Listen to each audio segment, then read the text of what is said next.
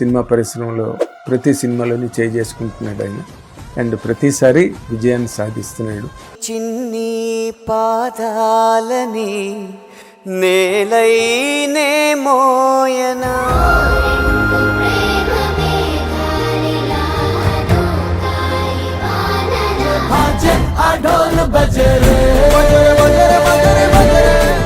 అంటే ఏమాయ చేసేవే లాంటి మంచి హిట్లు వచ్చినా కూడా ఒక నమ్మకం కుదరడానికి 6 సంవత్సరాలు టైం పట్టింది. అదృష్టవశాత్తు ఆ చిన్న దారి దొరికింది అన్నమాట. అదే తర్వాత కొంచెం ఒక రకమైన శాపంగా పరిణమించింది. అదేలా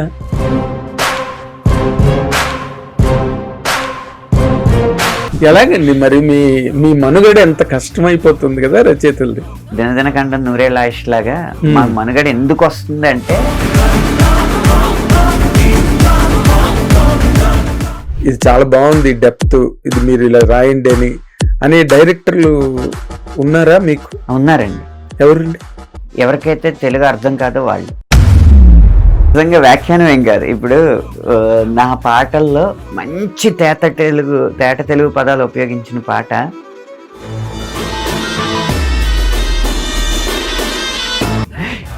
ఇదే పాటకి ఒక తెలుగు దర్శకుడు అయితే ఈ పాట అసలు జనబాహుల్యంలోకి వచ్చేది కాదు. అది విని ఒక దర్శకుడు అఫెండ్ అయ్యారు. అవునా? అఫెండ్ అయ్యారు. మీరు అంతలా ఎలా అంటారండి?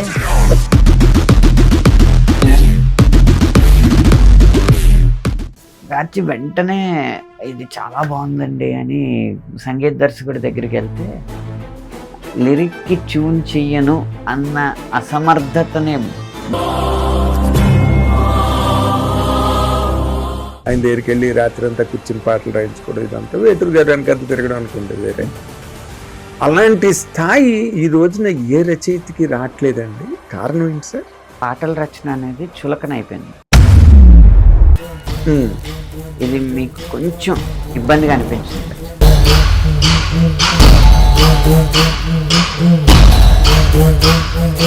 అనంత శ్రీరామ్ ఎలా అంటే అలాగా అనే ఒప్పుకునే వాళ్ళు ఉన్నారు కాబట్టి మీరు ఏదైనా చెప్పగలరు. ఇప్పుడు మీకు ఉన్న ప్రెసెంట్ సిచ్యుయేషన్లో మీ ప్లేస్ని చెప్పాలి ఆర్డర్లో. ప్రెసెంట్ కాదు సార్, ఆ మధ్య ఏదో బాగా దుమారం లేపే మీ మాటలన్నీ. ఏదో రామాయణం గురించి మీరు చేసిన కామెంట్ నిజంగా ఒరిజినల్ రామాయణం, ఒరిజినల్ భారతం నీ పక్కదారి పట్టించడం అన్న అంశం, వీటి మీద రాజీ పడే ప్రసక్తి.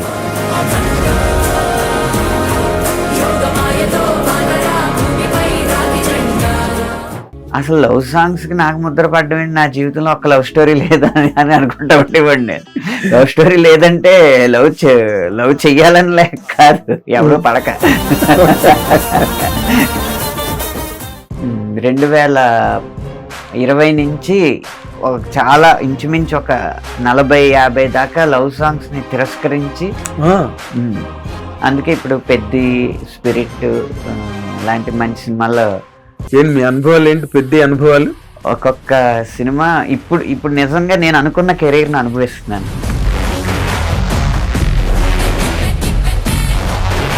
ఇంత వేటూరు గారు ఇచ్చినంత పదజాలం శాస్త్రి గారి దగ్గర నుంచి వచ్చి ఉండకపోవచ్చు. లేదు, ఎందుకంటే కరెక్ట్. పాడిన పాటే ఆనందుడు చూపిన బాట సాగన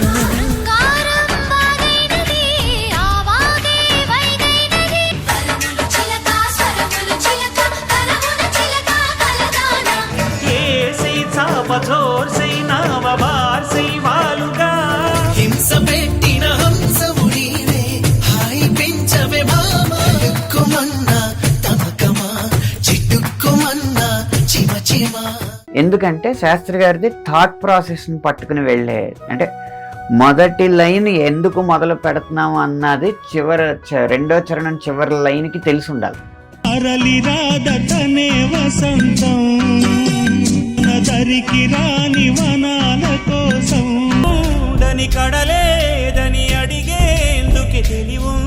కండలను కరిగించాలా, కొండలను కదిలించాలా, చచ్చి చెడి సాధించాలా, సుఖశాంతు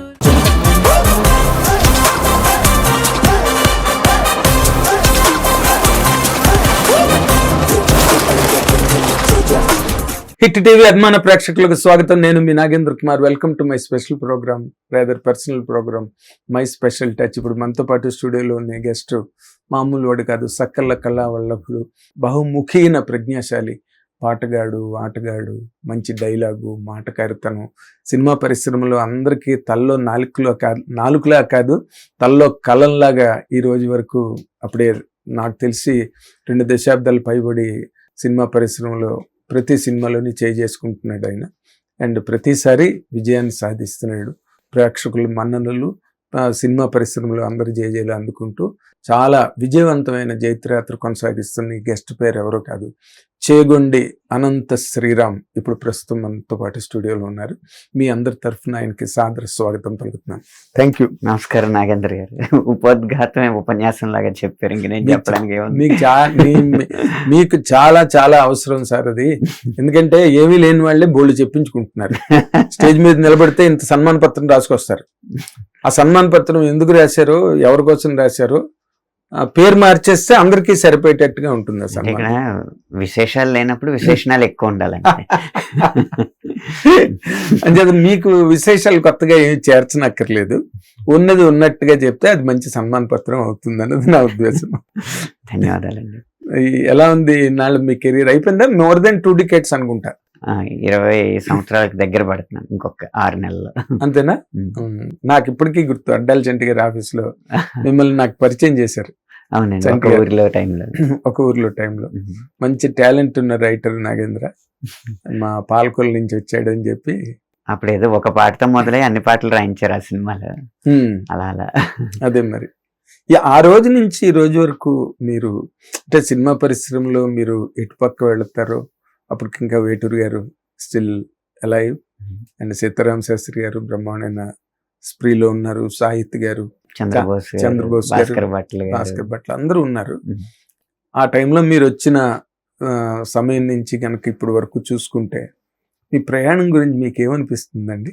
అంటే నేను అడుగుపెట్టిన కొత్తలో ట్రెండ్ ఎలా నడిచేదంటే, అంటే శాస్త్రి గారి పాటలు పక్కన పెట్టేస్తే మిగిలిన పాటలు అన్నీ కూడా ఇంగ్లీష్ పాటల్లో తెలుగు పదాలు ఉంటేనే పాటలు హిట్ అవుతాయి అన్న దశకు వచ్చింది అనమాట. అప్పటికే మీరు ఆ టైంలో పాటలు చూసుకుంటే తెలుస్తుంది, ఒక్కోసారి పల్లవ మొత్తం ఇంగ్లీష్లో ఉండేది.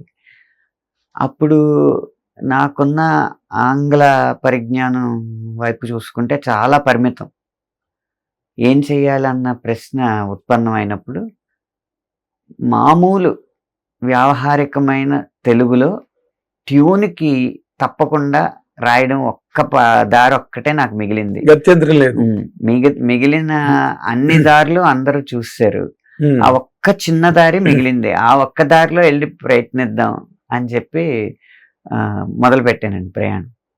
మీకు ఉదాహరణకి చూసుకుంటే సీతమ్మ వాకిట్లో సిరిమల చెట్టు సినిమా ఆడియో ఫంక్షన్లో కూడా అప్పుడు చెప్పడం జరిగింది.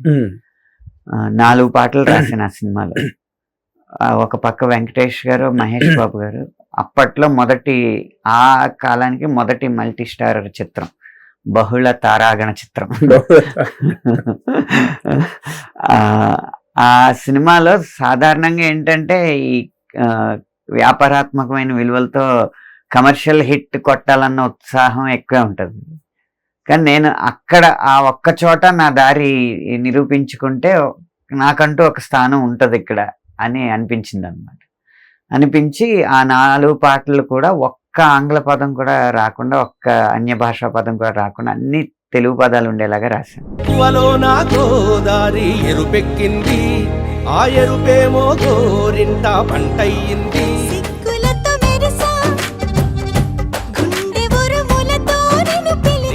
తొలకరి పులకలు మొదలైతే నా మనసుకి చిగురులు తొడిగాయే.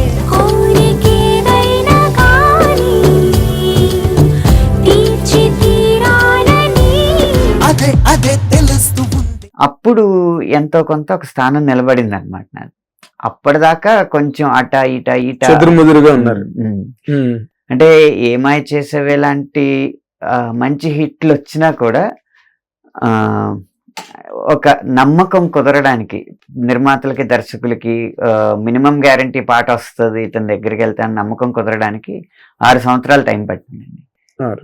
ఈ 6 సంవత్సరాలు కూడా అలా వీలైనప్పుడల్లా అన్ని తెలుగు పదాలు ఉండే పాటలు రాస్తూ హిట్లు ఇవ్వడం వల్ల స్థానం నిలబడింది. లేకపోతే అంత మంది లబ్ధ ప్రతిష్ఠలు ఉన్నప్పుడు నిలదొక్కుకోవడం అనేది కష్టమే అయ్యుండేది.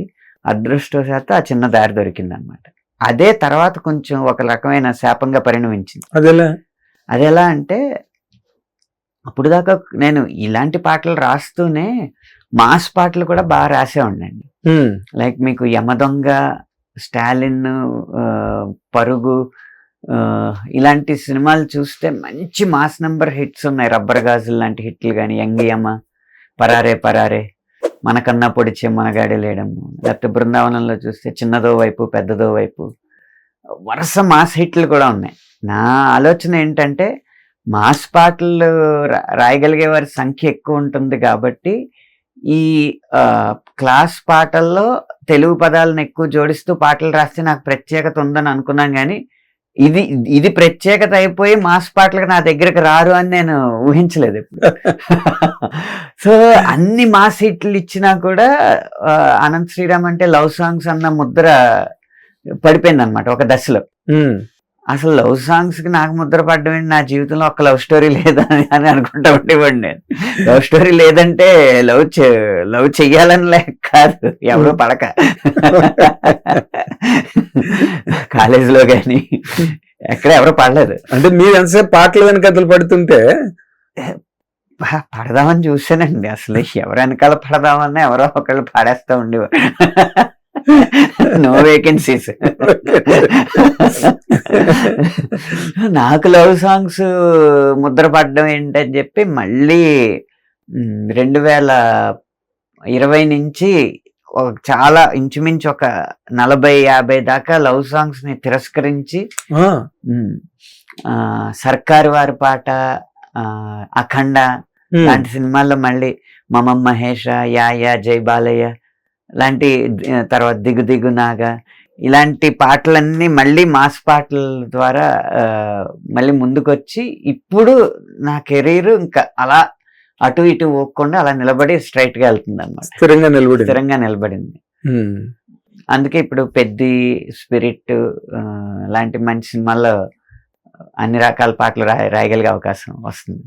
అదేలేండి, ఇంకేముంది, ఇప్పుడు మీరు మోస్ట్ సార్ట్ ఆఫ్టర్ లిరిసిస్ట్ అయ్యారు సినిమా ఇండస్ట్రీలో. సో ఏ పెద్ద సినిమా అయినా చిన్న సినిమా అయినా మీకు తీరికుండాలి తప్పితే మీ చేతి రాయించుకుంటారు కదా. అది ఇప్పుడు వచ్చిందండి, నిజం చెప్పాలండి. 19 ఏళ్ళ తర్వాత వచ్చింది. అప్పుడు దాకా విజయాన్ని చూశాను కానీ నేను కోరుకున్న విజయాన్ని చూడలేదు. అదేలేండి. 15 అసలు చెప్పండి. 1500 పాటలు అయిన తర్వాత అది సాధించగలిగాను. 1500 పాటలు.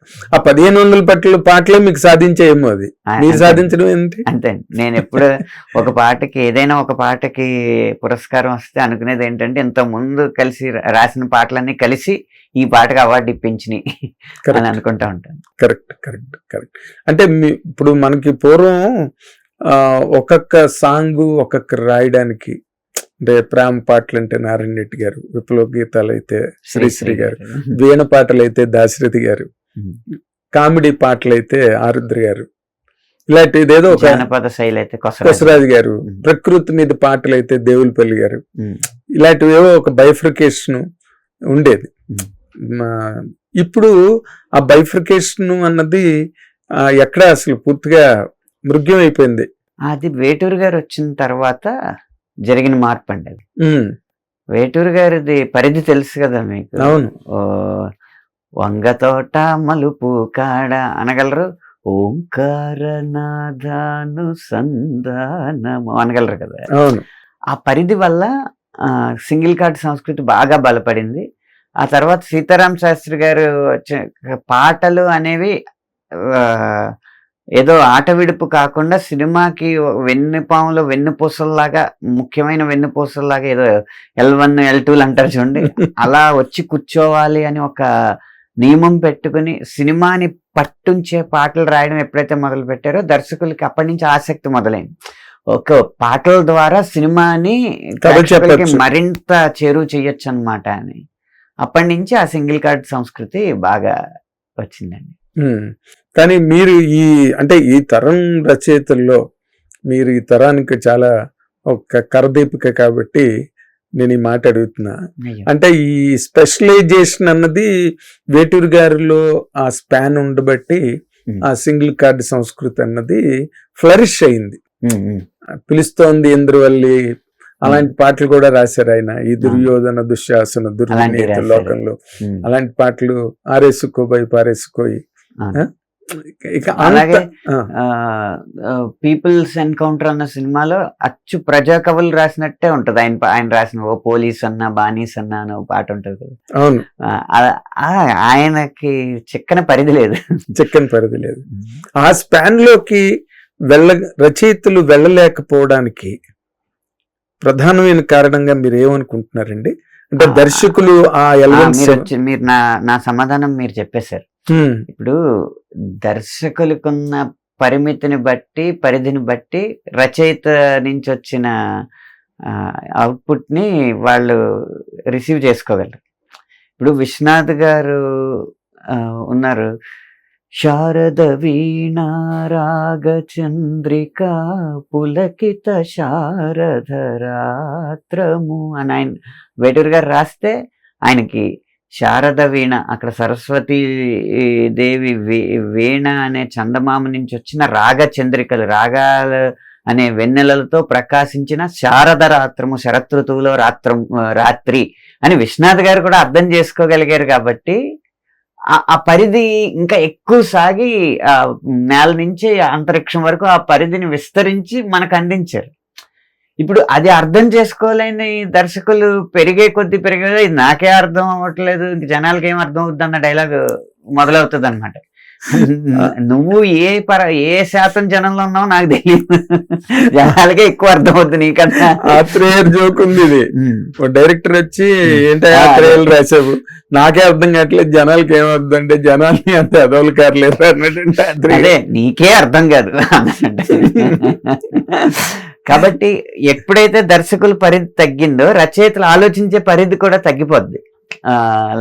అంటే అమరకోశాల వెంట, శబ్దార్థ చంద్రికల వెంట, శబ్దార్థ రత్నాకరాల వెంట పరిగెట్టి తవ్వి వెలికి తీసి ఇలాంటి పదం వేయాలి.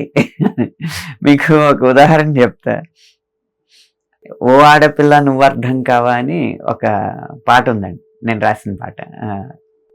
అశోకవనంలో అర్జున కళ్యాణ్. నిజంగా చాలా మంచి హిట్ అవుద్ది అనుకున్నాను పాట. హిట్ అయింది అంతే, మంచి హిట్ అవుద్ది. అందులో వయ్యారివా కయ్యారివా సింగారివా సింగాణివా అని ప్రయోగం చేశాను. వయ్యారివా కయ్యారివా సింగారివా సింగాణివా. సింగాణి అంటే అచ్చ తెలుగులో ధనుస్సు అని అర్థం. నేను ఇప్పుడు అచ్చ తెలుగు రామాయణంలో ఏదో తిరగేస్తుంటే శివధనుర్భంగం సన్నివేశంలో ఆ సింగాణి అని పదం చూసాను. ఏంటి సింగాణి అంటే అని వెతికితే అర్థం తెలిసింది. నాకు తెలిసింది పాటలో పెడితే కదా జనాల్లోకి వెళ్తుంది అని, కొత్త మాట. అది నేను దర్శకుల్ని రిక్వెస్ట్ చేశాను కూడా, ఈ ఒక్క పదం మీరు పెట్టనివ్వండి, మిగతా లైన్లో ఏ పదం మార్చమన్నా నేను మారుస్తాను. ఆయన మంచి సహృదయంతో పెట్టించారు. కానీ దాన్ని రిసీవ్ చేసుకుని ప్రజెంట్ చేయగలిగే మనస్తత్వం మొత్తం యూనిట్గా ఉండాలి కదా. కరెక్ట్. ఏ అసిస్టెంట్ డైరెక్టర్ వద్దన్నా పోతుంది, ఏ అసిస్టెంట్ డైరెక్టర్ వద్దన్నా పోద్ది. నా అబ్బాయి నాకు అర్థం కావట్లేదండి, అమ్మ వీడికి అర్థం కావట్లేదండి, అప్పుడున్న అభద్రతా భావంతో పోగొట్టేస్తూ ఉంటారు. అలా పదాలు పరిమితం అయిపోయి ఇప్పుడు హృదయము అని రాస్తే కూడా బరువు అయిపోయే సిచ్యువేషన్ వచ్చేసింది. భావాలు మాత్రం అపరిమితంగా ఉండాలి, పదాలు మాత్రం ఆ 400 పదాలలోనే తిరగాలి చుట్టూ. ఆ మనసు, ఆ ఆశ, ఆ ఊహ, ఆ ప్రేమ, ఆ ప్రాణం అక్కడే తిరుగుతూ ఉండాలి. అది మీ లేటెస్ట్ ఛాలెంజా? అదే ఇప్పటి లేటెస్ట్ ఛాలెంజ్ అదే. ఉన్న 300 పదాల్లో కొత్త భావాలు చెప్పడం. ఎలాగండి మరి మీ మనుగడ ఎంత కష్టమైపోతుంది కదా రచయితలది? అంటే ఎప్పటికప్పుడు ఇది దినదినకండం నూరేళ్ళ ఆయుష్ లాగా మా మనుగడ ఎందుకు వస్తుంది అంటే, ఇప్పుడు ఈ పరిస్థితుల్లో కూడా రచయిత అవ్వాలనుకునే వాళ్ళ సంఖ్య తక్కువ. ఎవరికైనా సినిమా అన్న పరిజ్ఞానం వచ్చినప్పుడు ముందు హీరో అవ్వాలనుకుంటాడు. ఆడికి 18 ఏళ్ళు వచ్చిన తర్వాత మొహం అద్దంలో చూసిన మనం హీరో మెటీరియల్ కాదు అయితే డైరెక్టర్ అవుదాం అనుకుంటాడు.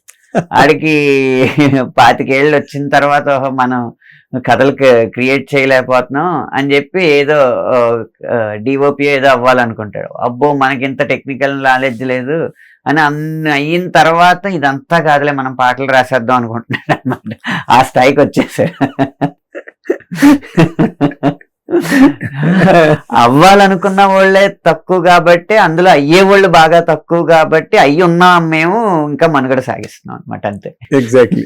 పైగా మీరు బాగా పునాది బాగా గట్టిగా పడింది కాబట్టి అదే అదృష్టశాత్తు ఒక సంధికాలంలో రావడం వల్ల పునాది పడింది. సంధికాలం ఉండడం కన్నా బాగా మేరు నగధీరులు ఆకాశ శిఖరాలు ఉన్న టైంలో మీరు వచ్చి నిలబడ్డారంటే అక్కడే మీకు గట్టి పునాది పడింది. వాళ్ళందరి సహృదయత కూడా. అదేలేండి. కానీ ఇప్పుడంటే మీరు ఇందాక చెప్పిన మాటనే కంటిన్యూ చేస్తాను.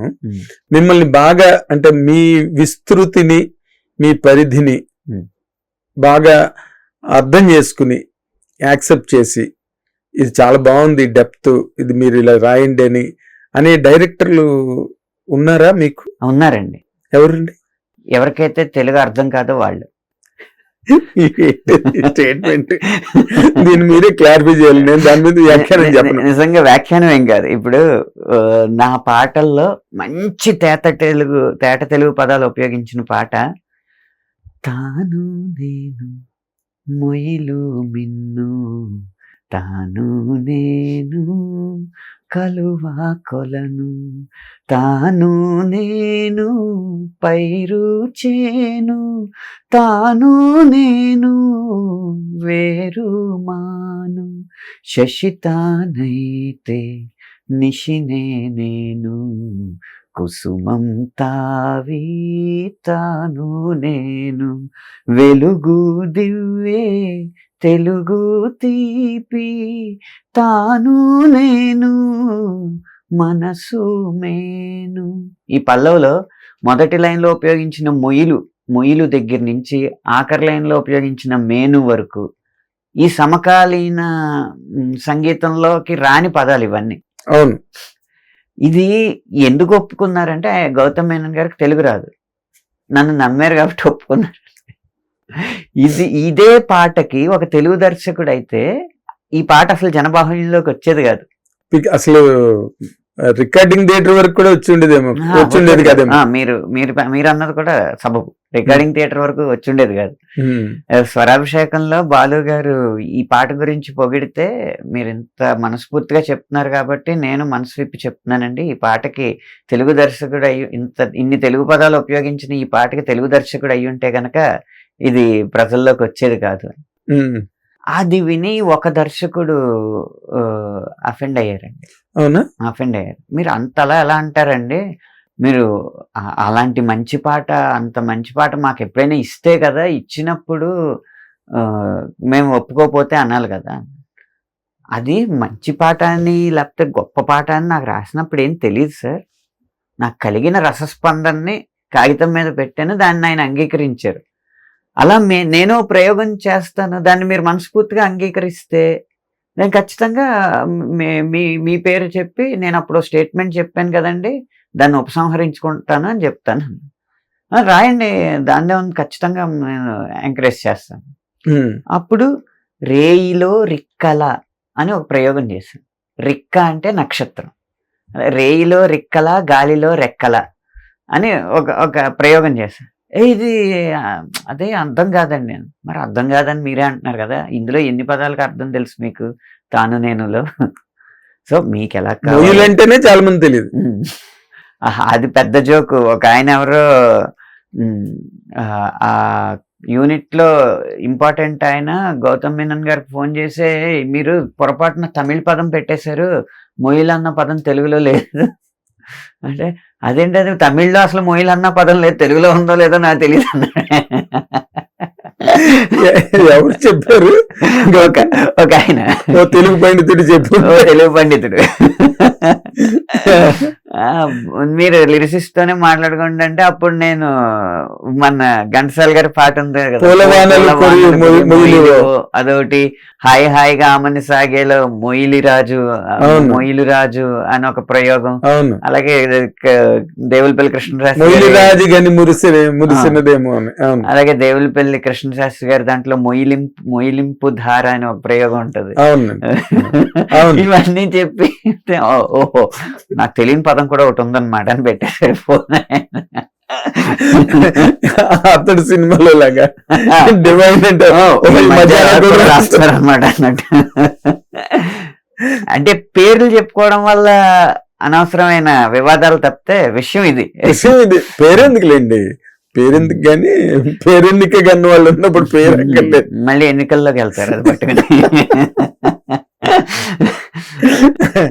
కాదు, మీకు చేదైన అనుభవంగా మీరు చెప్పాలి అంటే, ఎందుకంటే మీ ఈ పరిమళాల దారిలో, పాటల పరిమళాల దారిలో బాగా మీకే ఎక్కువ అంటే చిన్నదైనా ఎక్కువ చేదులో కనిపిస్తుంది. ఎందుకంటే మీరు ఎంతసేపు అలతి పదాలతో ఆ భావ సౌరభాలలో మీరు ఎంతసేపు విహరిస్తుంటారు కవులు. ఈ చిన్నదైనా ఏంటండి ఇది అనగానే మీకు చేదు అనుభవం లాగే ఉంటుంది అది. అవునన్నా, చిన్నదైనా కూడా. ఎందుకంటే అంటే మనం చిన్ని కృష్ణుల్లా పుట్టి పరమేశ్వరుల్లా మారిపోతాం ఇక్కడికి వచ్చాక. అదేనా? వెన్నని ఇష్టపడే స్టేజ్ నుంచి గరళాన్ని ఆరాయించుకునే స్టేజ్కి వచ్చేస్తాం. అది మీరు చెప్పాలంటే, అలాంటి ఒక అనుభవం చెప్పాలంటే ఏం చెప్తారు సార్? అంటే ఒక సినిమా అండి, మొత్తం కథ అంతా విన్న తర్వాత దర్శకుడు వసుధైక కుటుంబ భావాన్ని అద్భుతంగా ఆవిష్కరిస్తున్నాడు ఈ కథ ద్వారా అని అనిపించింది. అప్పటికే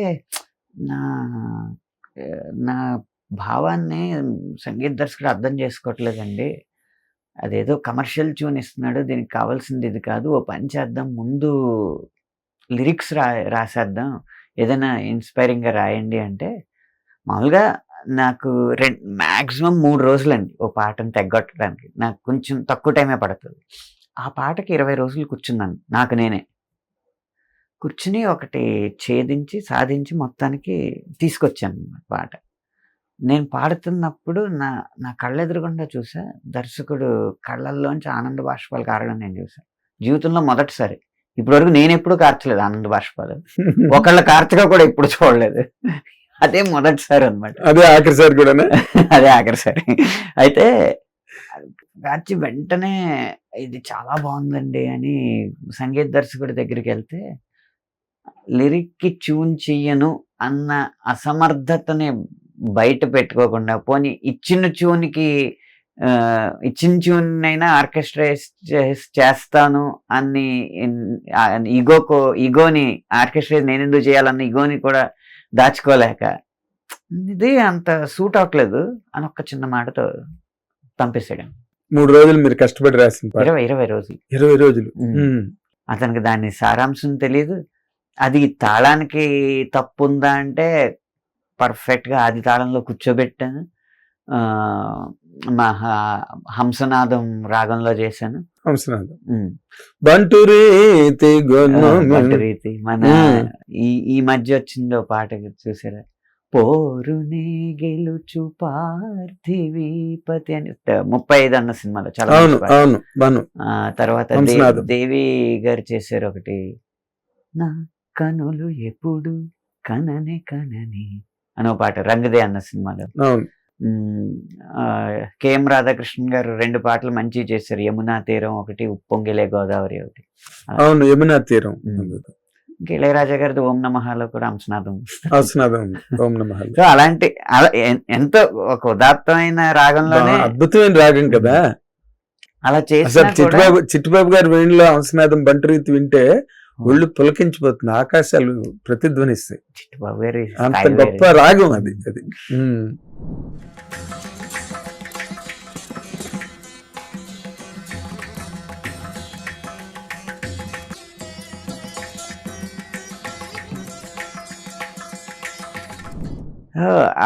అప్పుడు నేను కొంచెం ఏంటంటే, ఎవరైనా వాడి ఈగోలకే ఎక్కువ పెద్దపేట వేస్తారు కానీ అసలు సినిమాకి ఏం కావాలి, ఇలాంటి లిరిక్ వస్తే సినిమాకి ఎంత ఉపయోగపడుతుంది, ఇలాంటి ఆలోచన పెట్టుకోరు ఏంటి అని చెప్పి బాధపడ్డా. అప్పుడు అనిపించింది. కానీ అవన్నీ ఆ అనుభవాలన్నీ కూడా గరళాన్ని అరాయించుకునే స్థాయికి మనల్ని పెంచేస్తాయి. అదేలేండి. అది ఇప్పుడు అనంత శ్రీరామ్ కాదు, అనంత శివుడు.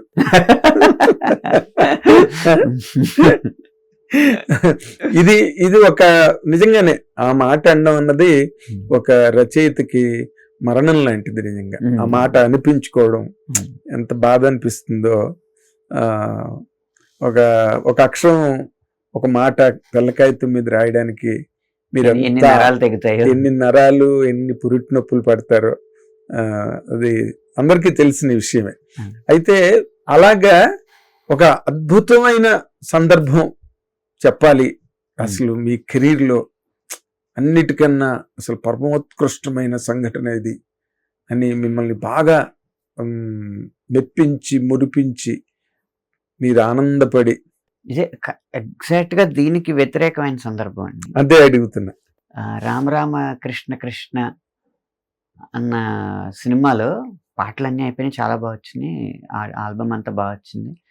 అంతా అయిపోయాక సినిమా జరుగుతున్నప్పుడు రికార్డింగ్లో ఒక సీన్ చూపెట్టారు డైరెక్టర్ గారు. అర్జున్ పాత్ర భార్య చనిపోతుంది.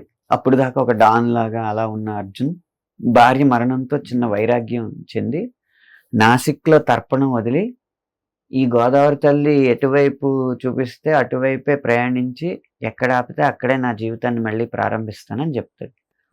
అక్కడి నుంచి గోదావరి మీద టైటిల్స్ వస్తూ ఉంటాయి అన్నమాట. అక్కడ మ్యూజిక్ వచ్చే కంటే ఏమన్నా లిరికల్గా వస్తే బాగుంటుంది అని దర్శకుడు అడిగారు.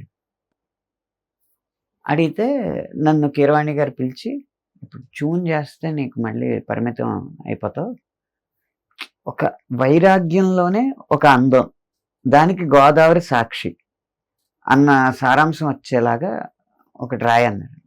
చినుకులుగా జారిన కన్నీళ్ళు, వడగళ్ళై రాలిన కడగళ్ళు, మేఘాలై నీ వెంటే మిగిలి ఉన్న జ్ఞాపకాలు, అన్నిటినీ కలుపుకుని మౌనంగా నీలోనే దాచుకుని గంభీరంగా కడలి వైపు కదిలావే గోదావరి, బతుకు దారి తెలిపావే గోదావరి, గోదావరి గోదావరి గోదావరి గోదావరి గోదావరి గోదావరి ఇది రాశాను. ఆయన అసలు చూసి, నేను అన్నిటినీ కలుపుకుని అతి మౌనంగా అని రాశాను. ఈ అతి దగ్గర ఆ తక్క ప్లేస్ లో సైలెన్స్ వదిలేయండి, మిగతా అంతా ఓకే నాకు అన్నారు. ఆయన అందంగా అన్నిటినీ కలుపుకుని మౌనంగా అని అదే చేశారనమాట. బీట్ వదిలి ఆ మౌనాన్ని ఎస్టాబ్లిష్ చేశారు. అన్నిటినీ కలుపుకుని మౌనంగా అది అది పాట రూపంలో తెర మీద చూసిన తర్వాత నాకు ఒక రకమైన ఒక ప్రయోజకుడినైన బిడ్డను చూసినంత ఆనందం కలిగింది ఆ పాటను చూసి. ఎందుకంటే కథతో పాటు అలా వెళ్తూ ఉంటుంది ఆ పాట. ఆ పాట అయిపోయే టైంకి ఒక పురుషోత్తపట్నం లాంటి ఒక గోదావరి తీరంలో ఉన్న ఊర్లో ఒక రైస్ మిల్ నడుపుకుంటూ ఈ క్యారెక్టర్ రివీల్ అవుతుంది. చాలా బాగుంది. ఇప్పుడు మీరు ఈ ప్రజెంట్ ట్రెండ్లో ఒక వేటూరు గారికి లభించినంత ఒక గురు గౌరవం ఆ తర్వాత శాస్త్రి గారికి లభించింది. ఆయన ఇంకా ఒక ఆస్థాన విద్వాంసులాగానండి, లేకపోతే ఏదో జగద్గురు ఆదిశంకరాచార్య అట్లాగా ఆయన దగ్గరికి వెళ్ళి రాత్రి అంతా కూర్చుని పాటలు రాయించుకోవడం, ఇదంతా వేటూరు గారు వెనకాతలు తిరగడం అనుకోండి వేరే.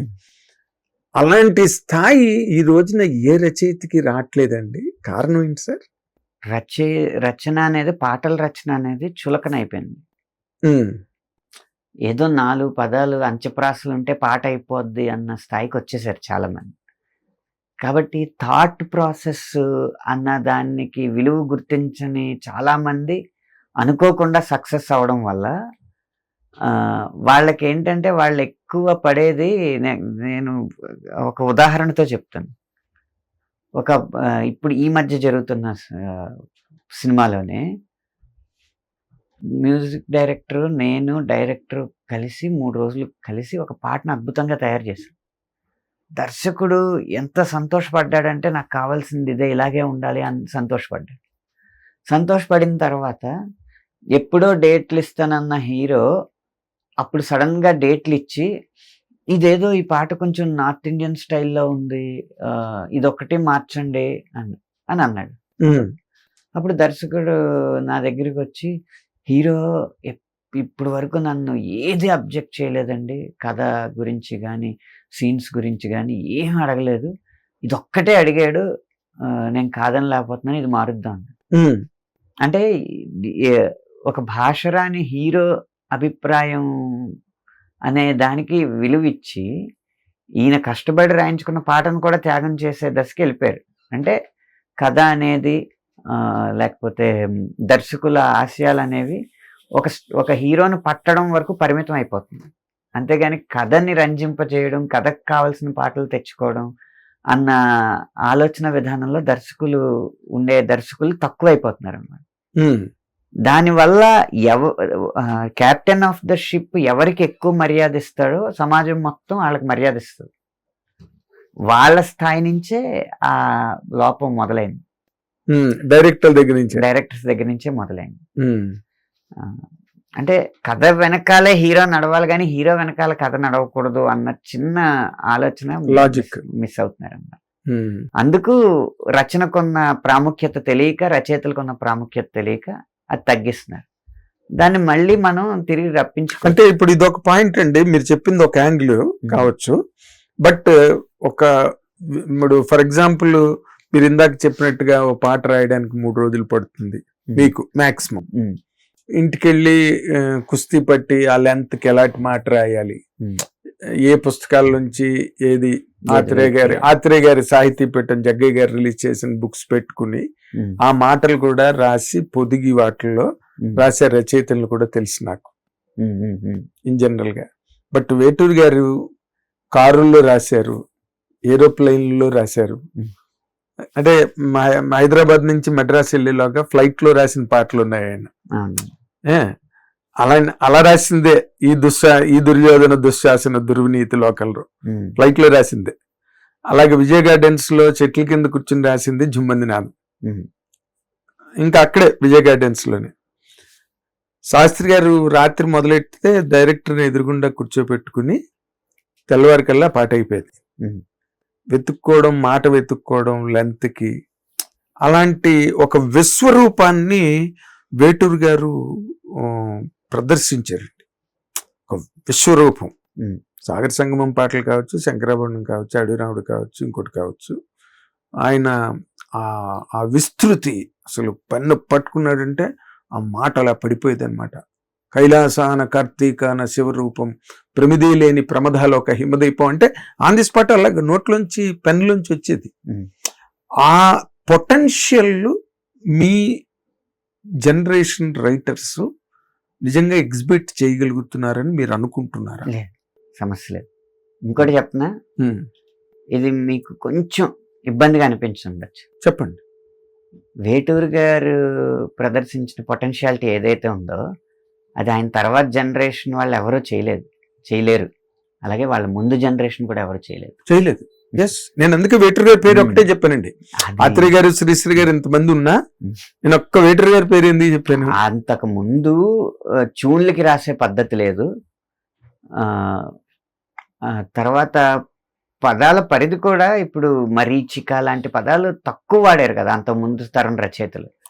వాళ్ళు కూడా అల్తే పదాలే అప్పటికి కొంచెం వాడుకలో అనిపించే, ఇప్పటికి కొంచెం పాత పదాలు అనిపించి ఉండొచ్చు. కానీ కొంచెం కొద్దిగా సాహితీ పరిమళాలు అద్దారు కానీ సాంద్రత వచ్చింది వేటూరు గారి తర్వాతే. ఎగ్జాక్ట్లీ వేటూరు గారితో వేటూరు గారితోనే సాంద్రత వచ్చింది. అవునండి. భావపరంగా సాంద్రత సీతారామ శాస్త్రి గారు తీసుకొచ్చారు.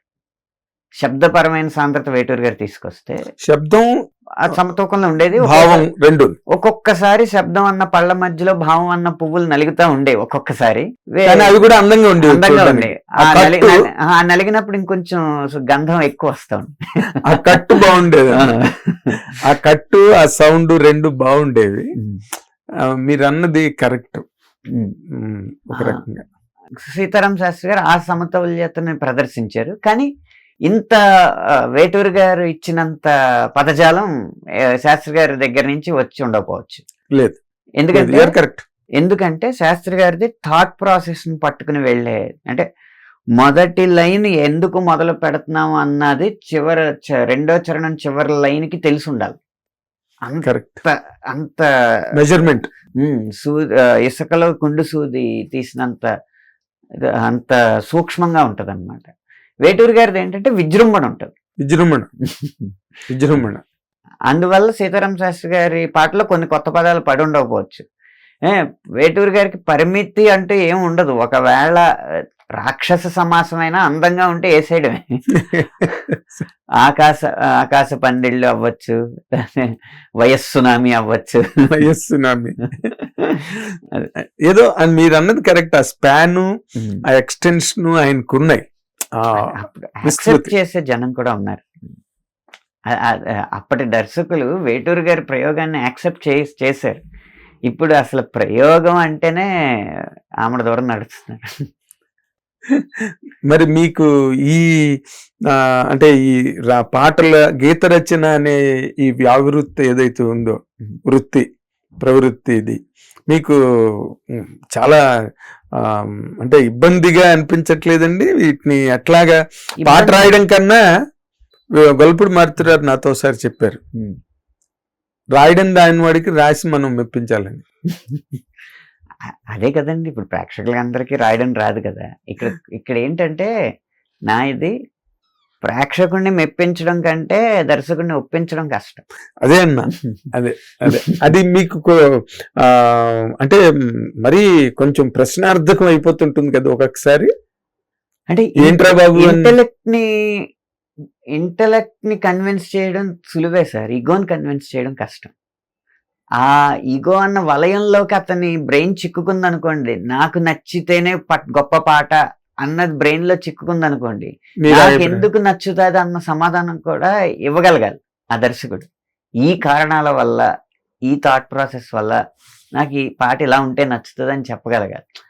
నాకు ఏదో కావాలి అన్నప్పుడే చులకనైపోతాడు దర్శకుడు ఎదుటి రచయితకి. ఆ చులకన రచయిత ఎప్పుడు చులకన చేయడు, ఎప్పుడు సహృద్భావంతోనే ఉంటాడు.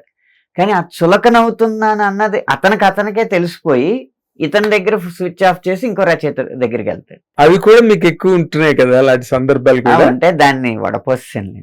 వడపోసారా? ఎలా అంటే మీ మోడస్ ఆపరెండి ఏంటని, ఏ విధంగా దాని మీ మెకానిజం ఏంటి, మీ అప్లికేషన్ ఏంటంటే మీ తర్వాత వచ్చే రచయితలు ఏమైనా అది అంటే నేను రచయితలకు కూడా సలహా ఇస్తాను. ఏంటంటే మీ శ్రమని దోపిడీ చేసే అవకాశం ఎవరికి ఇవ్వద్దు. మీరు ఒక పారితోషికం మాట్లాడుకుంటున్నప్పుడు మీకున్న ఆత్మవిశ్వాసాన్ని బట్టి మొత్తం డబ్బులో సగం డబ్బులో పడ్డ తర్వాతే పేపర్ మీద పెన్ పెట్టండి. అప్పుడు కనీసం డబ్బులు ఇచ్చాం కదా అని ట్రయల్ అండ్ ఎర్రర్ చేయరు. కరెక్ట్. మీరు అలాంటివి ఫేస్ చేశారండి? నేను చూసే విధానాలు మార్చుకున్నానండి. అవునా? అంటే డబ్బులు ఇవ్వకపోవడం సరే, అంటే ట్యూన్ ఇచ్చేసి వస్తే వస్తుంది లేకపోతే రాదని ఆ ట్యూన్ ఇంకొకరికి ఇచ్చి, అదే ట్యూన్ ఇంకొకరికి ఇచ్చి, ఎవరిది బాగుంటే వాళ్ళది తీసుకుని మిగతా వాళ్ళ ఫోన్లకు స్విచ్ ఆఫ్ చేసేయడం, మిగతా వాళ్ళ ఫోన్లు బ్లాక్ చేయడం, మళ్ళీ ఎప్పుడో కొన్ని నెలల తర్వాత ఏదో పాట అవసరం పడితే అసలు అప్పుడు ఏది జరగనట్టు మళ్ళీ ఫోన్ చేయడం, ఏం చేస్తున్నారండి మర్చిపోయారు ఈ మధ్య మమ్మల్ని అని తిరిగి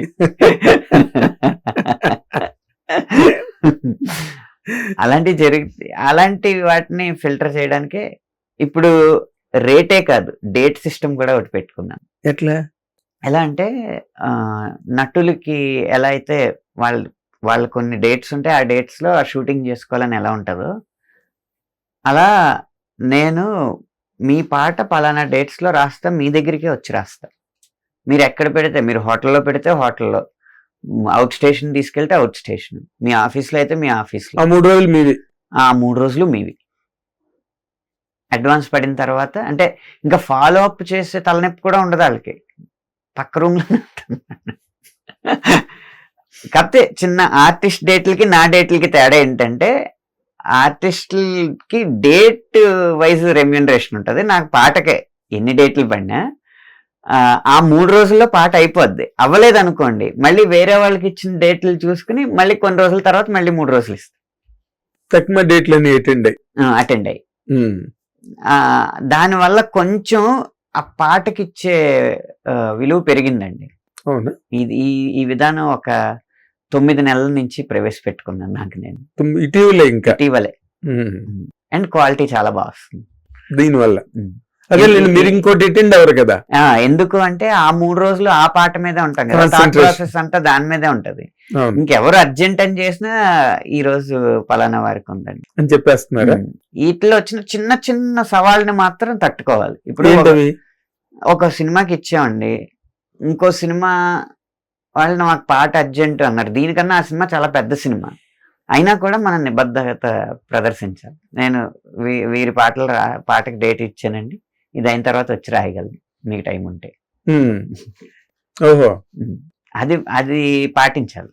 అది పాటించకపోతే ఇంక మనకు నైతికత లేదు. ఫుట్బాలే అలా ఇలా ఉండదు.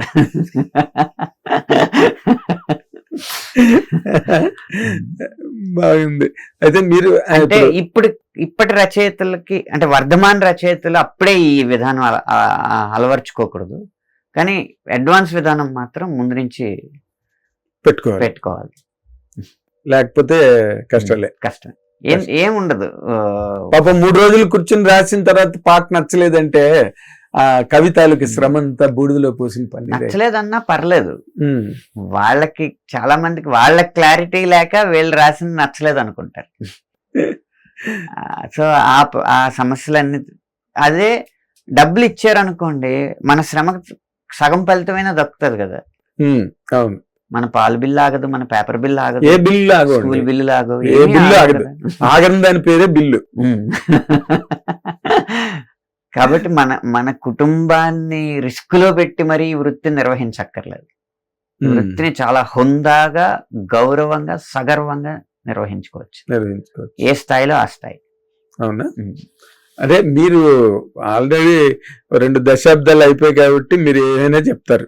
ఇప్పుడు అనంత శ్రీరామ్ వెనకాతలు చాలా మంది పడుతున్నారు కాబట్టి, అనంత శ్రీరామ్ డిమాండ్ లో ఉన్నారు కాబట్టి, అనంత శ్రీరామ్ ఎలా అంటే అలాగా అని ఒప్పుకునే వాళ్ళు ఉన్నారు కాబట్టి మీరు ఏదైనా చెప్పగలరు.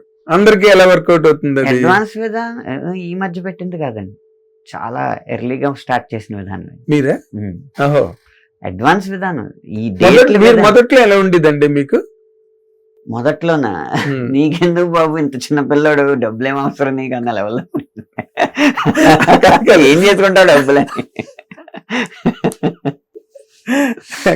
కాదు సార్, ఇప్పుడు మీరు అలాంటి అలాగా మరి రచయితకి పారితోషికం 10వ 12వ ఇవ్వాలి కదా. కాదు, మీరు మొదట్లో మీ ఈ కైండ్ ఆఫ్ ప్రాబ్లమ్స్ అంటే రాయలే పర్వాలేదు అని చెప్పి రాయించి అంటే ఇస్తారు అని నమ్మేవాడిని. ఇచ్చిన చోట ఇచ్చారు, ఇచ్చిన చోట ఇవ్వలేదు. ఇది అలా కాదు, అంచె నిష్ఠూరం కన్నా అది నిష్ఠూరం మేలు అని చెప్పి. అవును, ఇప్పుడు అనంత శ్రీరామ్ బాగా ఎస్టాబ్లిష్డ్ రైటర్ కాదు. నేను 2025లో పరిస్థితి చెప్పట్లేదండి, 2010 నుంచి ఇది 5లో. అవునా? 2005 కదా మీరు ఎంటర్ అవ్వడం. అదే ఆ మొదటి 5 ఏళ్ళు అన్ని అబ్జర్వ్ చేయడానికి, సమతౌల్యతకి, అసలు నేను పాట రాయగలనని నిరూపించి, నేను రాసిన పాట హిట్ అవ్వగలదు అని నిరూపించడానికి పడుతుంది కదండి. అవును, అదేదో ఆ అప్సోపలు ఏవో డైరెక్టర్లు పడతారు అనుకోండి, అది వేరే విషయం, కానీ మీరు రాస్తే చాలు. అదే కాబట్టి అంటే ఇప్పుడు గైడెన్స్ ఎవరు ఇవ్వనప్పుడు ఓకే, నేనే చెప్తున్నాను కదా.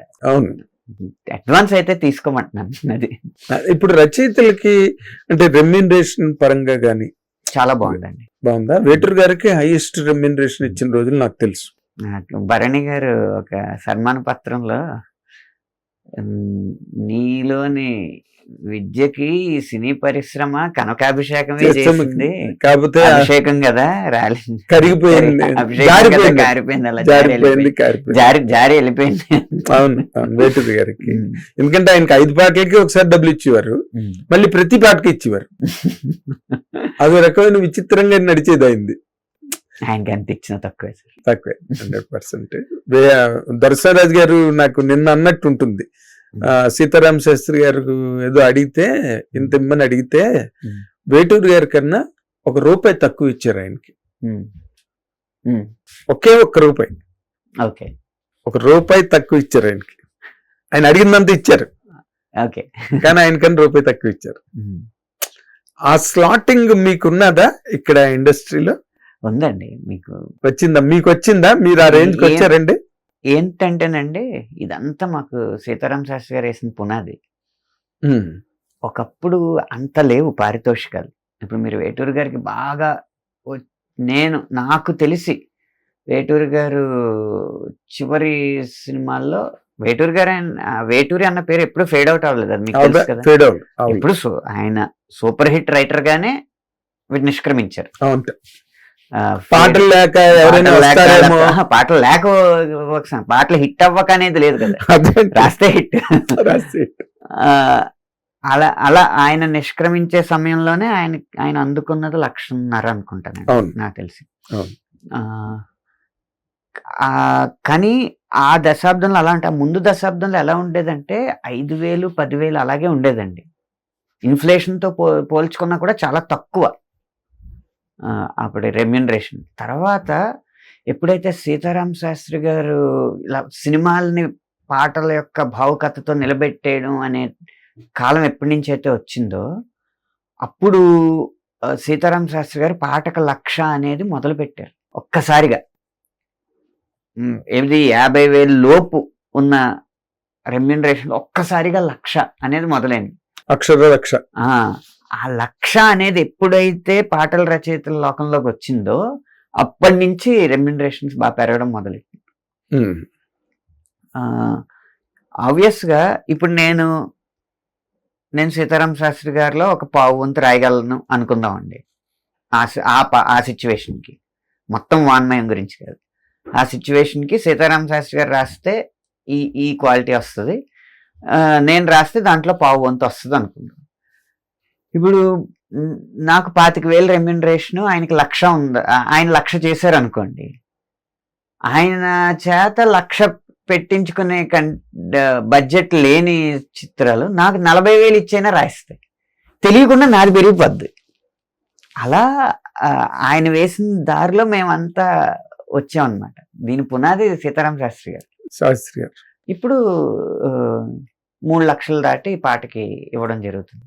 ఇప్పుడు పోన్లండి, రచయితలకి ఒక మంచి స్టేజ్ సినిమా ఇండస్ట్రీలో వచ్చింది. గౌరవపరంగా వేటూరు గారు, ఆత్రేయ గారు అది స్వర్ణయుగం అయి ఉండొచ్చు రచయితలకి, కానీ పారితోషికం పరంగా ఇప్పుడు జరుగుతున్నది స్వర్ణయుగం.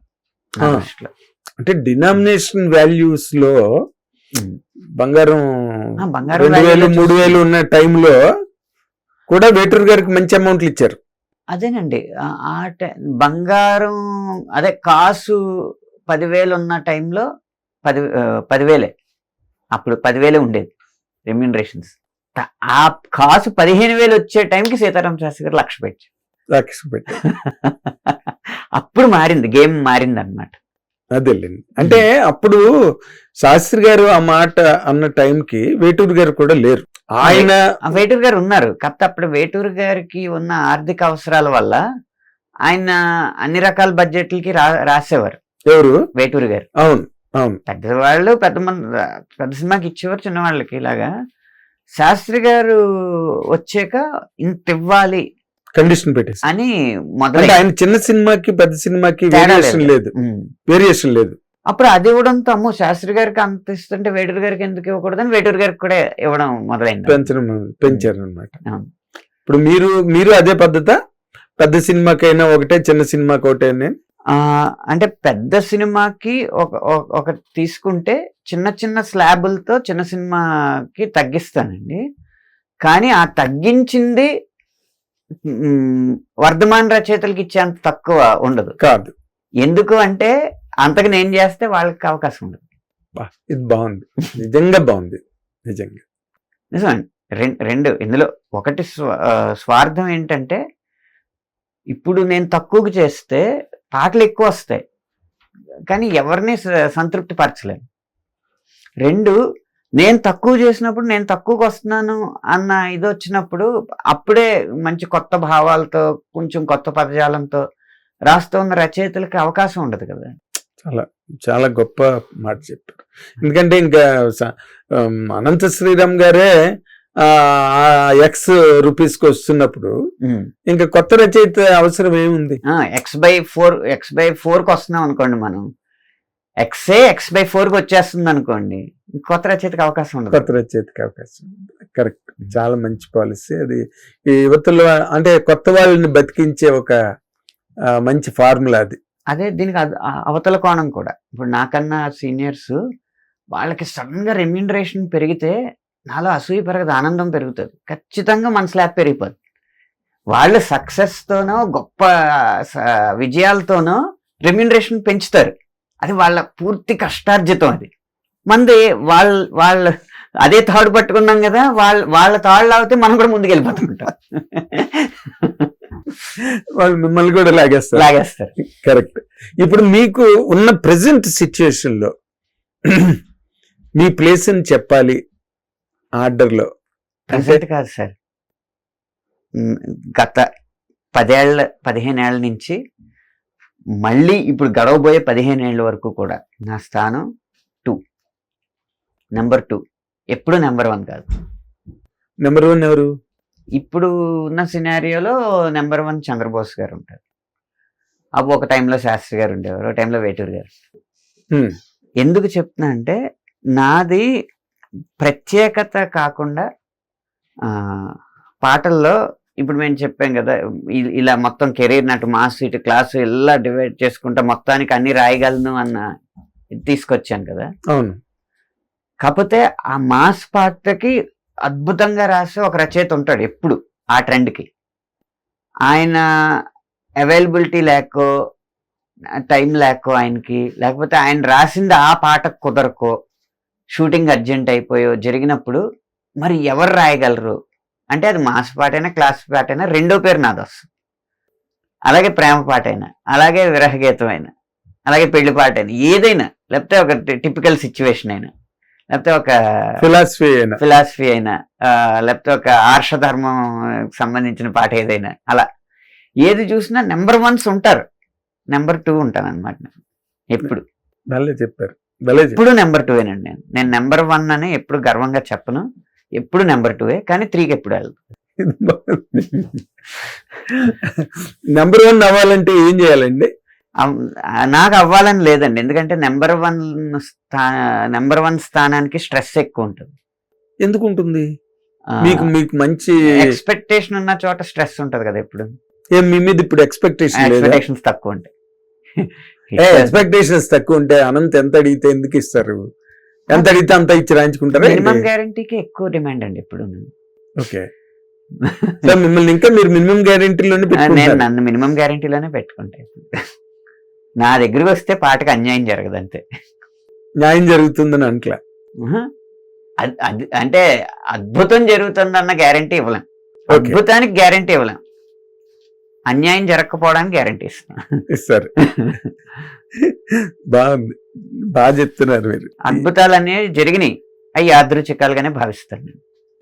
కరెక్ట్. ఇది బాగుంది, ఇది మరీ బాగుంది. అద్భుతాలు జరిగాయి కానీ అవి యాదృచ్ఛికం అని మీరు అంటేనే అందం వాటికి. అద్భుతాలకి అదేమి మోడెస్టీ కోసం కూడా కాదు సార్, మోడెస్టీ ఏం కాదు, నిజంగా అవి యాదృచ్ఛికాలు కాకపోతే దాని తర్వాత వచ్చే ప్రతి పాట కూడా అద్భుతం అయ్యేది. మరి అలాంటి అద్భుతాలు మీరు రాయాలంటే ఆ సన్నివేశాలు కూడా కావాలి కదండి. అన్ని కుదరాలి కదా. ఏం రాయిస్తారు, ఎక్కడ రాయిస్తారు అద్భుతం? అదే అద్భుతమైన సన్నివేశం ఇచ్చినప్పుడు ఒక్కోసారి నాకు పలకపోవచ్చు, ప్రతిసారి పలుకుతుందని కూడా రూల్ లేదు కదండి. అలాగే మిస్ అయిన పాట ఉందండి మీకు? ఇది పలక్క బాగలేదు ఇది అని బ్లాటెంట్ గా ఇంకొక రైటర్ చేత రాయించుకునే సందర్భం ఉందా? ఉన్నాయి సార్, ఉన్నాయి. ఉన్నాయి ఖచ్చితంగా ఉన్నాయి. మీరు ఫెయిల్ అయ్యి నేను రాసింది వాళ్ళకి నచ్చలేదండి. నేను ఫెయిల్ అయ్యానా లేదా అనేది ప్రేక్షకుల ముందుకు వస్తేనే కదా తెలిసేది. నేను రాసింది వాళ్ళకి నచ్చలేదు. చాలాసార్లు జరిగింది. నాకే కాదు, అందరికీ జరుగుతుంది. అందరికీ జరుగుతుంది. చంద్రబోస్కి తక్కువేమో అనుకుంటున్నాను సార్, అంటే నాకున్న అనుభవంలో ఆయనకు సినిమా కూడా ఇండస్ట్రీ. జరిగింది. అవునా? నేను నేను నేను రాసిన పాట నచ్చక ఆయన చేత రాయించిన సందర్భాలు ఉన్నాయి. ఆయన రాసిన పాట నచ్చక నా చేత రాయించిన సందర్భాలు ఉన్నాయి. అంబో అంబో. ఒక చిన్న రచయితకి ఒక పెద్ద రచయితకి మధ్య కూడా ఈ సంఘటనలు జరుగుతాయి. Of course. అది ఎందుకు జరుగుతుంది అంటే అప్పటి దర్శకుల విజ్ఞత మీద ఆధారపడి ఉంటుంది. అంతే. సమకాలీన పరిస్థితులు, అప్పటి పరిస్థితులు, కాలమాన స్థితిగతులు, కాలమాన స్థితిగతులు, దేశ కాలమాన పాత్రలు అంటారు. బాగుంది. మీరు అప్పుడప్పుడు మీరు చాలా ప్రతి దాన్ని చాలా బ్యాలెన్స్డ్ గా మాట్లాడతారు. నేను స్టేజ్ మీద ఎక్కిన మీరు మాట్లాడింది భీమవరం మిరపకాయలు, భీమవరం మెరుపు తీగలు, ఆ మాటలన్నీ చాలా బ్యాలెన్స్ తో మాట్లాడతారు. కానీ ఒక్కొక్కసారి చాలా గట్టిగా స్వీపింగ్ స్టేట్మెంట్స్, ఆ మధ్య ఏదో బాగా దుమారం లేపే మీ మాటలన్నీ అగ్గి రాజేసి అసలు వైల్డ్ ఫైర్ దావానం లాగా అప్పుడప్పుడు చేస్తుంటారు. ఒక్కొక్క మనిషికి ఒక్కొక్క అంశంలో రాజీ పడని లక్షణం ఉంటది కదండి. అలా నా జీవితంలో నేను భారతీయత, జాతీయత అన్న అంశాల మీద రాజీ పడే అవకాశం లేదు. ఎందుకంటే నా పునాదులు అవి. మరి నేను నా విద్యాభ్యాసం, ప్రాథమిక విద్యాభ్యాసం జరిగిన సందర్భాలు కానీ, ఇంట్లో నేర్పిన విలువలు కానీ, భారతీయత, జాతీయత, మన సనాతన ధర్మం, ఈ విషయాల్లో మాత్రం రాజీ పడే ప్రసక్తే లేదన్నమాట. రామాయణం గురించి మీరు చేసిన కామెంట్ నిజంగా ఒరిజినల్ రామాయణం, ఒరిజినల్ భారతం నీ పక్కదారి పట్టించడం అన్న అంశం, వీటి మీద రాజీ పడే ప్రసక్తి లేదు. ఆ విషయంలో ఎన్ని రాళ్ళు నా మీద పడినా తీసుకుంటాం. కానీ మీకు ఎందుకు అనిపించింది అలాగ అసలు? అంటే వాట్ ఇన్స్టిగేటెడ్ యూ? మిమ్మల్ని ప్రేరేపించినది ఏంటి? ఒకటి ప్రేరేపించింది ఏంటంటే, ఒక్కొక్క వక్తకి ఒక్కొక్క అంశం ఇస్తారు కదండి. నాకు ఇచ్చిన అంశం అది. ఆ అంశంలో నాకు తెలిసిన విషయాల్ని ఎఫెక్టివ్ గా చెప్పడానికి ప్రయత్నించాను. అంటే ఇప్పుడు వరకు ఏమైందంటే, మనకు నచ్చిన వ్యక్తి ఏం చేసినా correct, king is always right అంటారు కదా అన్న ఆ ధోరణి మారాలి. ఈ కనీసం మన ధర్మం విషయంలో అయినా మారాలి, సనాతన ధర్మం అన్న ఉద్దేశంతో కొంచెం అంటే నిక్కచ్చిగా మాట్లాడడం జరిగిందండి. బాగా అది దుమారం లేపింది బాగా. అంటే పరిశోధన లేకుండా మాత్రం చేయలేదండి. మామూలుగా మీరు అన్న సందర్భాలు వినోదభరితంగా మాట్లాడినప్పుడు మందర స్వరంతో మాట్లాడి ఉండొచ్చు. ఈ వివాదాలు అనుకున్న అలా అంశాలు మాట్లాడినప్పుడు హెచ్చు స్వరంలో మాట్లాడచ్చు. కానీ సమతుల్యత కోల్పోవడం కానీ, పదాల గురించి ఎత్తుక్కోవడం కానీ, నోరు జారడం కానీ మాత్రం ఉందండి. కానీ మీరు ఎవరి మీద కోపం వచ్చి మాట్లాడారా, లేకపోతే మీ అంతటి మీరు సహజ సిద్ధంగా మాట్లాడింది? కోపం వచ్చి మాట్లాడింది. వ్యక్తిగతమైన కోపం ఎవరి మీద లేదండి. కంటెంట్ మీద కోపం తప్పితే వ్యక్తిగతమైన కోపం ఎవరి మీద లేదు. అది ఆరోగ్యానికి కూడా మంచిది. Correct correct correct. కానీ ఒక విషయాన్ని తీవ్ర స్థాయిలో చెప్పకపోవడం కూడా మన ధర్మానికి మనం చేసిన లోపమే ఉంది. కేవలం ఏదో మనం ఈ వృత్తిలో ఉన్నాం కాబట్టి ఆ వృత్తి పరంగా మనకన్నా మన పరిశ్రమలో మనం వాళ్ళ అవసరం మనకు ఉంటుంది అని చెప్పి తగ్గించడం అనేది ధర్మానికి లోపం చేసినట్టే, ధర్మానికి ద్రోహం చేసినట్టే. అదే కరెక్ట్ కరెక్ట్. ఎట్లా ఇప్పుడు స్పిరిట్ అవి రాస్తున్నారు కదా, ఏంటి మీ అనుభవాలు ఏంటి? పెద్ద అనుభవాలు ఒక్కొక్క సినిమా ఇప్పుడు నిజంగా నేను అనుకున్న కెరీర్ని అనుభవిస్తున్నానండి. అంటే ఎలా అయితే వేటూరి గారు అదే ఒకే సమయంలో అటు అడవి రాముడును ఇటు శంకరాభరణం 2 రాశారు చూడండి. అవును, అలాంటి కెరీర్ ఇష్టం నాకు. కదా మరి ఎవరైనా అసలు డిజైరబుల్ అది అభిలషణీయమైన అంటామే. అవునండి. అదే. అలాంటి సందర్భాన్ని ఇప్పుడు ఈ 2025లో నేను అనుభవిస్తాను. దాన్ని 2026లో ప్రేక్షకులు చవి చూస్తారు. ఓకే, ఇప్పుడు ఏది శంకరాభరణం పెద్ద నాకు స్పిరిట్ శంకరాభరణం. పెద్ద అడిగినప్పుడు పెద్ద అడవి రాముడు. ఓకే ఓకే, ఎలా ఉంది ఇద్దరితో? చెన్నై లవ్ స్టోరీ, ఒక గీతాంజలి. చెన్నైలో స్టోరీ కాదు, ఇప్పుడు మన సందీప్ రెడ్డి వంగ రెడ్డి వంగ ఎప్పుడు అసలు సీన్స్ లో ఎమోషన్స్ తో ఆడుకోవడం అలవాటు అతనికి. దానివల్ల సీన్ లో మాస్ అప్పీల్ ఉన్నా లిరిక్ లో కొంత క్లాస్ అప్పీల్ ఉండాలన్నమాట, అప్పుడే మ్యాచ్ అవుతుంది. ఆయన టేస్ట్ అది మీరు ఇంట్రడ్యూస్ చేసిన ఆయన టేస్టే అది. ఆయన టేస్ట్ అది మంచి టేస్ట్ కదా. ఎందుకంటే పొయట్రీ చాలా ప్యూర్ గా ఉంటేనే నా ఎమోషన్ లో ఆనెస్టీ తెలుస్తుంది అనేది ఆయన నమ్మకం. ఆ సెంటెన్స్ ఆయన బయటికి చెప్పకపోవచ్చు కానీ ఆయనతో ఉన్న సాన్నిధ్యంతో నాకు అర్థమైంది అదనమాట. అందుకే ఎక్కువ ప్యూర్ పొయట్రీ కోరుకుంటాడు. ఎవరు? సందీప్ వంగ గారు. మాస్ అప్పీల్ తేవడం అతను చూసుకుంటాడు. బట్ లిరికల్ గా మాత్రం soft touch, flavour, literary flavour. Soft ఉండదు, ఇంటెన్సిటీ ఉంటది, పొయట్రీ ప్యూర్ గా ఉండదు. అదే లిటరీ ఫ్లేవర్ ఎక్కువ ఉంటుంది. లిటరీ ఫ్లేవర్ ఎక్కువ ఉండదు. గుడ్. బుచ్చిబాబు సన్న ఎట్లా ఉంది? బుచ్చిబాబు సన్న గుడిసెలో ఉట్టి మీద కూడు దింపుకునే వాడికి నా పాట రీచ్ అయిపోవాలంటే only single point formula, single point formula, అంతే అంతే కదా. ఆ పాటలో ఫిలాసఫీ ఉండాలి కానీ ఆడికి రీచ్ అవ్వాలి. అర్థమైంది. ఇంకంటే అంత మాస్ గా చెప్పాలన్నమాట విషయం. అదేలేండి. గ్రేట్ గ్రేట్, బాగుంది మీ జర్నీ, బాగుంది మీ అనుభవాలు, మీ ఆదర్శాలు, మీ అభిప్రాయాలు, మీ పరిశీలనలు అన్నీ చాలా బాగున్నాయి. ధన్యవాదాలు. అంటే మీలాంటి వారు వెలికి తీసినప్పుడే బయటకు వస్తూ ఉంటాయి ఇలాంటి భావాలు. లేకపోతే యాక్చువల్లీ నేను చాలా ఫీల్ అయి రాశానండి ఆ భాష, ఇలాంటివి మాట్లాడాల్సి వస్తూ ఉంటుంది. లేకపోతే ఎదురు వాళ్ళకి అర్థం కాదు కదా.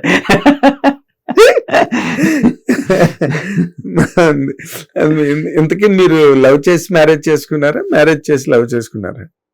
మ్యారేజ్ చేసుకున్నానండి. అదే అంటే మీరు ఇందాక అన్నారు కదా, నేను చాలా మందిని లవ్ చేశాను కానీ ఎవరు పడలేదని. ఆయన కోకోలలో కనీసం చెప్పను కూడా చెప్పలేదు. ఎందుకంటే చెప్పేలోపే వేకెన్సీ బోర్డు కొంచెం చెప్పాక అయితే బ్రేకప్ అవ్వచ్చు, వన్ సైడ్ లవ్ అవ్వచ్చు. ఇంకా విచిత్రం ఏంటంటే ఆ లవర్స్ అందరూ వచ్చి మళ్ళీ నా చుట్టూ ఉండేవారు. అమ్మాయి బాధ అబ్బాయి వల్ల ఏమన్నా ప్రాబ్లం వస్తే అమ్మాయి చెప్పేది, అమ్మాయి వల్ల ప్రాబ్లం వస్తే అబ్బాయి చెప్పాడు. ఎలా కనబడుతున్నాను రా నేను. ఓ పక్క అసూయ, ఓ పక్క విసుగు. అనుభవించారు ఈ దశ ఇంచుమించు ఇంటర్మీడియట్ అంటే అప్పుడు బాయ్స్ హాస్టల్ కాబట్టి తెలీదు. 17వ సంవత్సరం నుంచి నాకు పెళ్లి 26వ సంవత్సరం అయింది అనుకోండి. 9 సంవత్సరాలు అనిపించాను. చాలా కష్టం.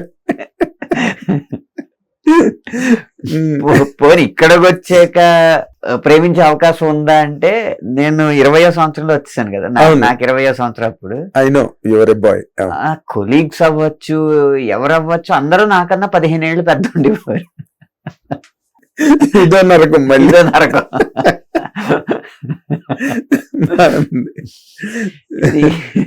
నీకు ఎలాగా అవ్వదులే అని చెప్పి జాగ్రత్తగా అరేంజ్ మ్యారేజ్ చేశారు. పోలేండి, బాగున్నారు కదా, అంత హ్యాపీగా ఉంది కదా, కంఫర్టబుల్ లైఫ్.